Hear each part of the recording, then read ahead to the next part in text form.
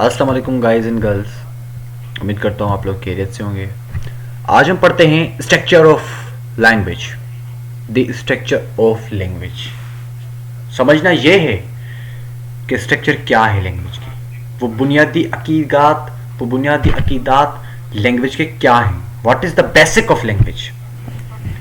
चलिए आज स्टार्ट करते हैं। Lecture is conducted by Muzammil Hussain. अगर चैनल को सब्सक्राइब ना किया हो तो काइंडली चैनल को सब्सक्राइब कर लें ताकि आने वाली वीडियो आप तक पहुंच सके। Lesson objectives. आज के सेशन का लेसन ऑब्जेक्टिव्स क्या हो सकता है यह समझना है। Language and its structure. पहले लैंग्वेज को हमने समझना है, लैंग्वेज क्या थी। तो हमने, अगर किसी ने मेरी पिछली वीडियो नहीं देखी तो काइंडली उसको देख लें। पहले अपने कॉन्सेप्ट क्लियर कर लें कि लैंग्वेज क्या है, फिर उसकी स्ट्रक्चर पे मूव करें। लैंग्वेज पढ़ें, उसकी प्रॉपर्टीज पढ़ें, फिर उसकी स्ट्रक्चर पे आए कि क्या लैंग्वेज का बुनियादी ताल्लुक क्या है, बुनियाद क्या है, स्ट्रक्चर क्या है उसकी, वो देखनी है हमें। डिफरेंट कैरेक्टरिस्टिक ऑफ लैंग्वेज वो देखना है। डिस्क्रिप्टिव एंड प्रिस्क्रिप्टिव लैंग्वेज, इन दोनों में फर्क क्या है वो भी देखेंगे। Different in language and society, कि लैंग्वेज में और समाज में क्या फर्क है। क्या समाज लैंग्वेज से है? Of course. क्या जुबान लैंग्वेज डिसाइड करती है? क्या जुबान समाज को डिसाइड करती है? Of course. चलिए चलते हैं। Structure of language. उम्मीद करता हूं मेरी आवाज आपको बिल्कुल क्लियर आएगी। The study of phonetics is a part of the larger study of language. Phonetics sound की बात हो रही है। ऐसी इल्म या ऐसी तालीम जो साउंड से मुतालिक हो उसको हम क्या कहेंगे? लैंग्वेज कहेंगे और फोनोलॉजी कहेंगे। पर्पस क्या है? To show how phonetic fits into the language. For example CAT cat, BALL ball. What is this? How BALL? How these are sound is going to be interpreted our mind. और ये sound कैसे language के अंदर fit हो रहे हैं? देखो, language term is used in two related but different ways. क्या स्ट्रक्चरली लैंग्वेज सेम है?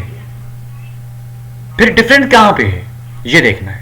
स्पेसिफिक लैंग्वेज जैसे कि हमारे पास फ्रेंच है, पोर्टुगीज है, फारसी है, उर्दू है। These are the specific types of languages. Must broader sense the general design plan that is common to all language. Sense क्या है?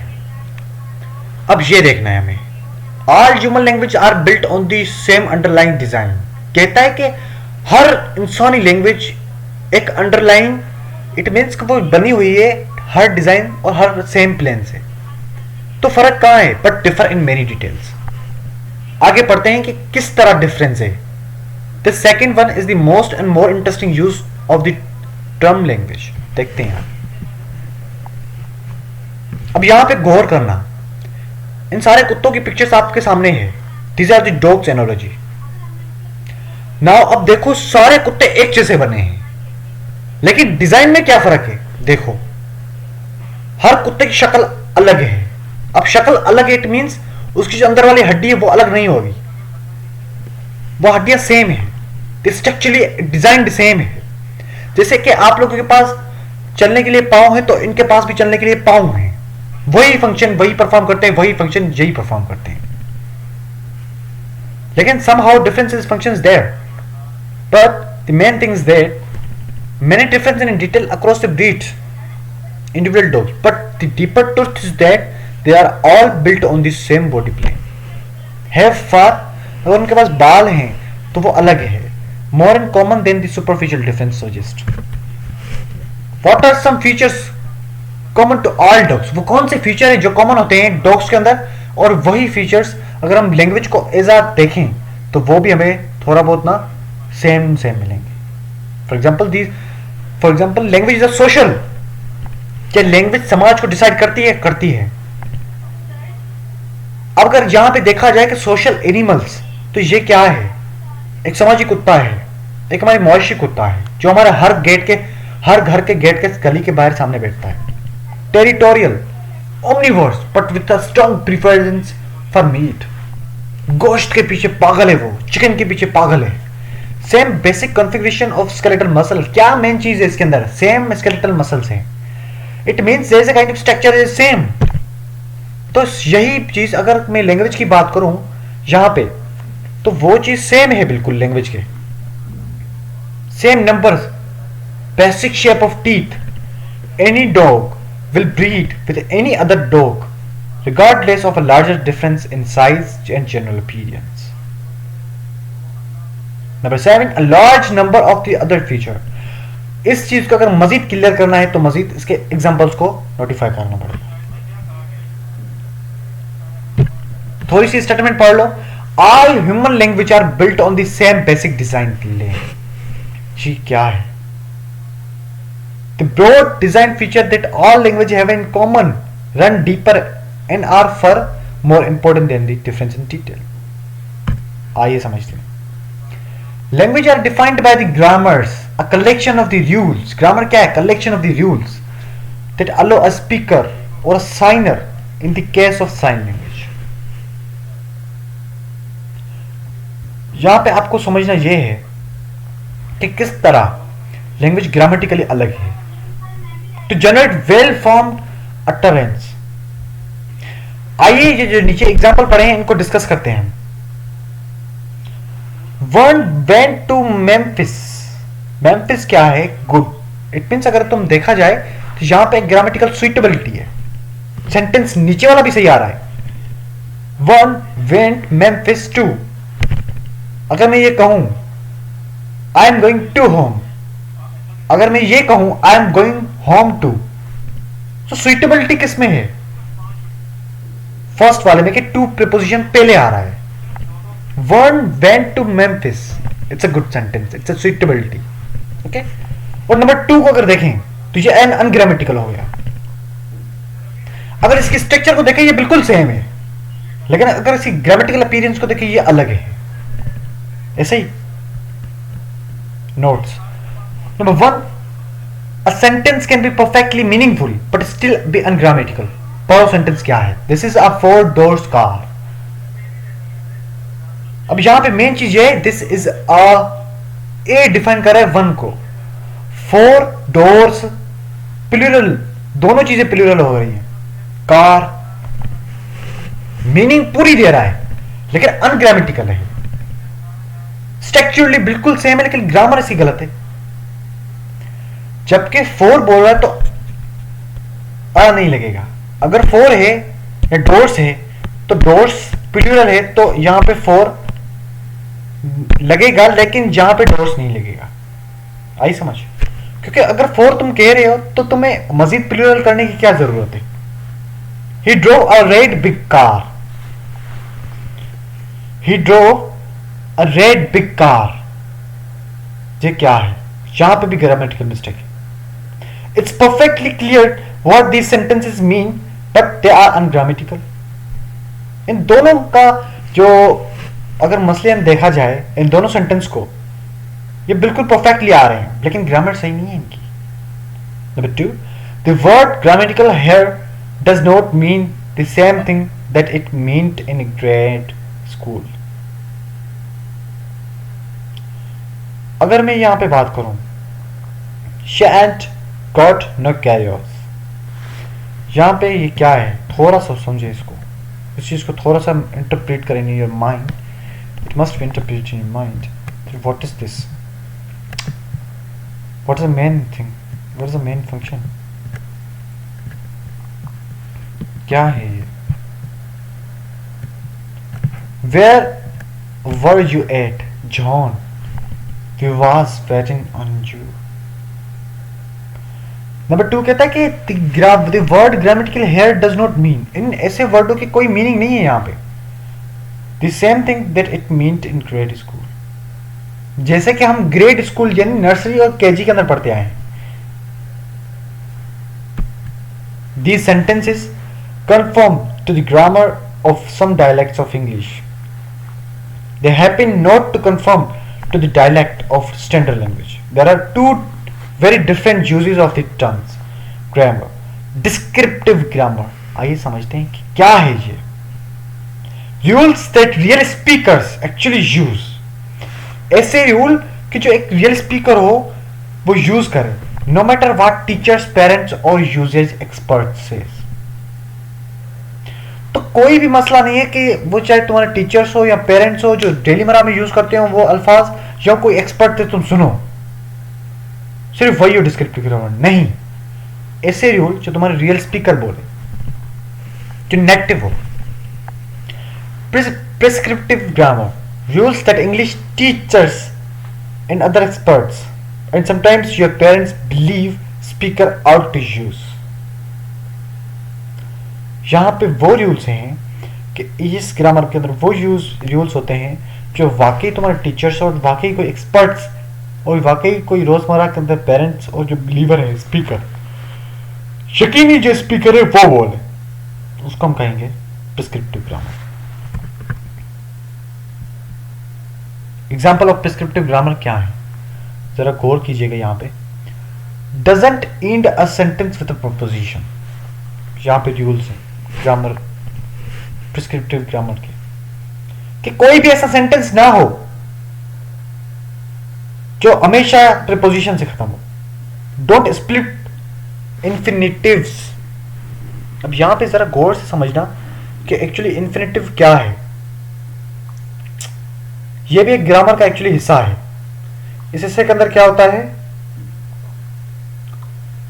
अन it means it is a uni reflected or uni inflected form of the verb, जिसको हम मुज़दर कहते हैं। इसका क्या मतलब है, यूनी अनइन्फ्लेक्टेड, नॉट इन्फ्लेक्टेड हो जाओ। आई समझ। It means expressing a grammatical category by using two or more words rather than inflection. आई समझ। आगे पढ़ते हैं। Don't use like this. So I was like, calm down, man, you are carrying all agitated. Don't use, ये अल्फाज use ना करें जो कॉमास के अंदर बन रहे। like this, so I was, comma, फिर calm down, man, you are getting all agitated. Say बेटे, and I went to the picnic. अब इस चीज को जरा करेक्ट करने की कोशिश करो। Bette and I went to the picnic, not Bette and me went to the picnic. ये चीज कभी कभी हम ये चीज यूज करते हैं अपने रिटन फॉर्म के अंदर, तो ऐसा नहीं होना चाहिए। Violating rules of descriptive grammar means that the utterance would be considered ungrammatical to any mature। अब इसका क्या मतलब है जरा समझें। आवाज से अदायगी, violating a rule of descriptive grammar. अच्छा, डिस्क्रिप्टिव ग्रामर के अगर रूल्स तुम वायलेट करोगे, इट मीन्स कि तुम आवाज से अदायगी would be considered ungrammatical to any mature and not a little native speaker of any dialect। यहां पे जरा समझने की कोशिश कीजिए। That a book looks alike, I am America, and so can you। Book title Stephen Colbert। Frank seems sleeping, that garbage no good, I didn't know how should I dress, very common among non-native English speaker। I will be whatever I wanna do, people said। I was dumb but I proved them I'm going to turn you on to a Poindexter, I'm a new tie wearing, my father the best Harry in the family। तो ये सारे क्या हैं? Violating a rules of descriptive grammar means that the utterance would be considered ungrammatical to any mature। इसका मतलब क्या है, जरा गौर से और मजीद समझिए इसको।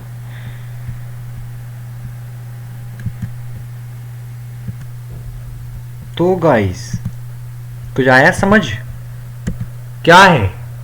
Violating a rule of descriptive grammar means that the utterance would be considered ungrammatically to any mature and not little drip। अब मैं ये कहूँगा कि अगर हम रूल्स की वायलेशन करेंगे तो उससे क्या फ़र्क पड़ेगा? किसी भी ज़ुबान पे किसी भी पुख्ते यानी थोड़ा सा, इट मीन्स कि यानी थोड़ा सा अगर हम उसकी ज़ुबान को या एक्सेंट को या अनग्रामेटिकल वे के अंदर जाएंगे तो इसका जो नेटिव स्पीकर होगा तो इसे क्या समझेगा? गैर ग्रामरी समझेगा कि यार ये ग्रामर इसने इसके अंदर डाली ही नहीं है। आई समझ? तो आगे चलते हैं। Notes all of these sentences would be ungrammatical to a native speaker in all dialects of English. There is more going on here than someone speaking non-standard English.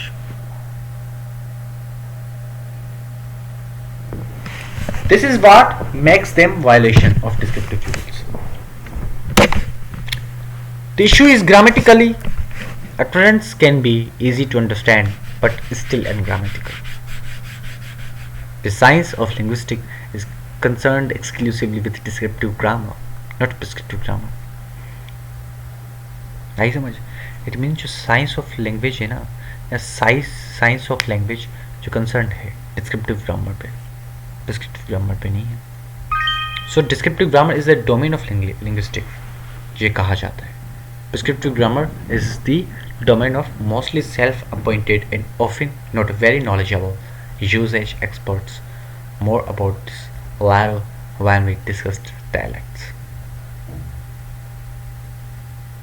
इसको इन चीज़ों को नोट कर लीजिएगा अपनी कॉपी पे ताकि और मज़ीद समझ में आ जाए। To do on your own, which of these sentences violate English prescriptive rules? Which violate descriptive rules? अपने आप से सोचो कि इनमें से कौन सा सेंटेंस है जो प्रिस्क्रिप्टिव के रूल्स वायलेट कर रहा है, और ऐसा कौन सा है जो डिस्क्रिप्टिव ग्रामर के जो रूल्स है उसको वायलेट कर रहा है। ज़रा समझें, कोशिश करें समझने की। सबसे पहले ये समझे कि इन रूल्स को जो है ना मद्देनज़र रखते हुए आप ये समझें कि वाकई ये ग्रामर की खिलाफवर्जी है। चलिए चलते देखते हैं। मैं पहला सेंटेंस पढ़ता हूँ। Phil has a 3 legs cat.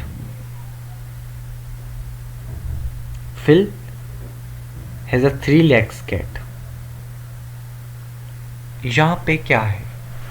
It's 5-year mission to explore strange new worlds to boldly go where no man has gone before.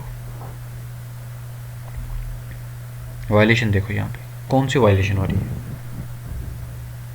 समझने की कोशिश करें। ये वायलेशन नहीं है। अगर मैं बात करूँ Phil has a 3 legs cat, एक जगह पे 3 लग रहा है फिर लेग्स भी लग रहा है, क्या वायलेशन नहीं है?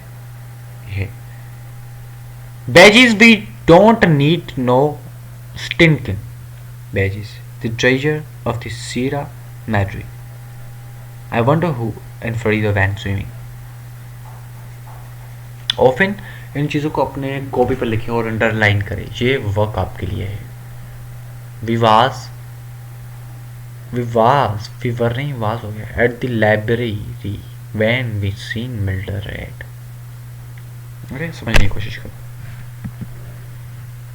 आंसर देखते हैं इसके। Phil owns 3 legs cat. Descriptive should read Phil's owns a 3 leg cat. आगे बात यहां पे मैंने आपको क्या बोला था कि 3 legs क्या है, कि वहां पे 3 भी इस्तेमाल हो रहा है, लेग्स भी इस्तेमाल हो रहा है, तो लेग्ड होगा। ठीक है, लेग्ड कैट। फिर हम पीछे चलते हैं, सॉरी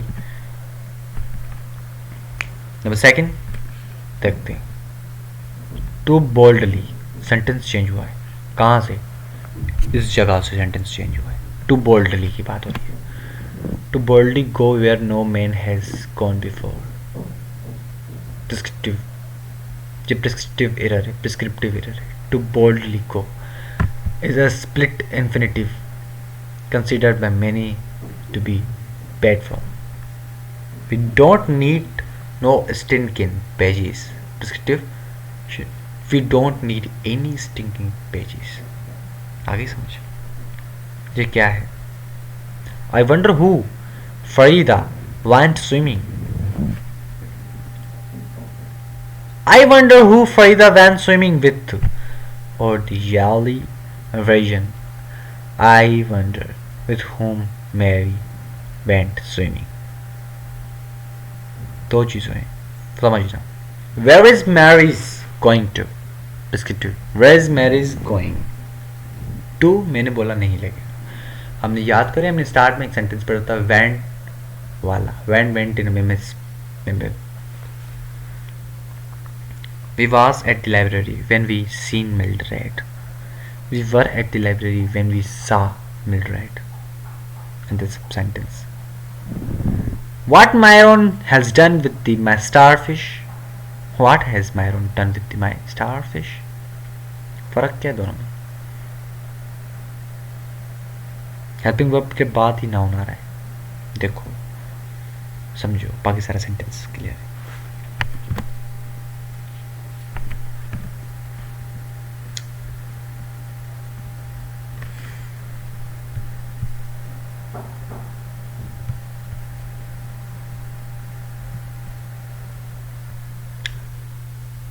आप ये वीडियो अगली नेक्स्ट पार्ट में कंटिन्यू करेंगे, पार्ट 2 बनेंगे इसके।